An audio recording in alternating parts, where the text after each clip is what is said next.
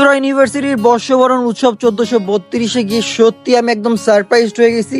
আর লাস্টে এমন চমক ছিল গাইজ, যেটা আপনারা ভাবতে পারবেন না। সো আজকের ভিডিওটা তোমরা কেউ মিস করবে না।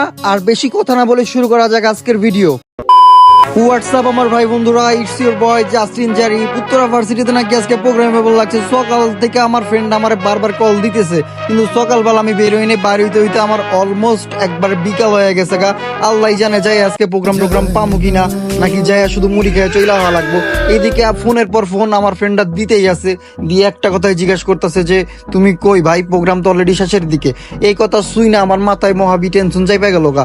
তখন আমি আমার ভাইয়ারে বললাম যে ভাইয়া, গাড়িটা যত দ্রুত পারেন একবার রকেটের গতিতে ছুটে আমার একবারে ভার্সিটিতে লিয়ে আসে। বলতে না বলতেই একবারে সে আমাকে রকেটের গতিতে উড়াই নিয়ে চলে আসলো। আর এটা কিন্তু উত্তরা ইউনিভার্সিটিতে আমার ফর দ্য ফার্স্ট টাইম। আর এর আগে কখনো আমি কি বলে মেইন ক্যাম্পাসে আমি ভিজিট করছি, বাট উত্তরার যে পার্মানেন্ট ক্যাম্পাসটা এখানে কখনো আমি আসি নাই। আজকে ফার্স্ট টাইম আসলাম। আর এসেই আমি একবারে মুগ্ধ হয়ে গেছি, কারণ ভার্সিটিটা ছিল অনেক বেশি সুন্দর। আর যেভাবে আজকে প্রোগ্রামের জন্য ডেকোরেশন করা হয়েছে আরো বেশি সুন্দর লাগতেছিল। এটা ছিল ভার্সিটির গ্রাউন্ড ফ্লোর, আর এখানে একটা পালকি রাখা হয়েছে, জানি না কারে বউ সাজায় আজকে নিয়ে যাবে। যাই হোক, দুপুর গড়িয়ে বিকাল হওয়া সত্ত্বেও কেন জানি একবারে সূর্যের হটনেস কোনোভাবেই কমতেছিল না। একবারে মনে হচ্ছে আজকে সানি লিওনকে ছাড়িয়ে যাবে। আর এইদিকে কি বলবো, যে রোদের কারণে আসলে ফিল্ডে তেমন কেউ একটা ছিল না। আর এই নাগরদোলার কথা কি বলবো ভাই, এই নাগরদোলা দেখে তো আমার বুকের মধ্যে কষ্টের দোলা বয়ে যাচ্ছে। আজকে একটা বান্ধবী নাই বলে নাগরদোলায় দোল খেতে পারলাম না। কথা সত্য। কষ্ট করে এতক্ষণ ধরে আমার আজাইরা আমার শোনার জন্য আপনাদের সবাইকে অনেক বেশি থ্যাংক ইউ। চলেন একবারে ডিরেক্ট মেইন প্রোগ্রামে যাওয়া যাক। আর প্রোগ্রামটা শুরু হয় সন্ধ্যার পর একটা সুন্দর ডান্স দিয়ে। আর এই মিউজিকটা শুনে কেউ হালকা ভাবে নিয়েন না, একটু পর কিন্তু আপনি নিজেও নাচা শুরু করবেন যখন গানের প্রথম লাইনটা শুনবেন।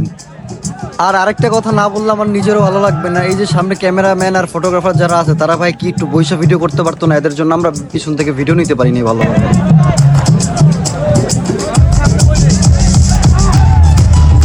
কি মিউজিকটা অনেক লম্বা না, রাগ উঠতেছে না? আমারও অনেক রাগ উঠছিল ভাই, বাট কিছু করার নাই।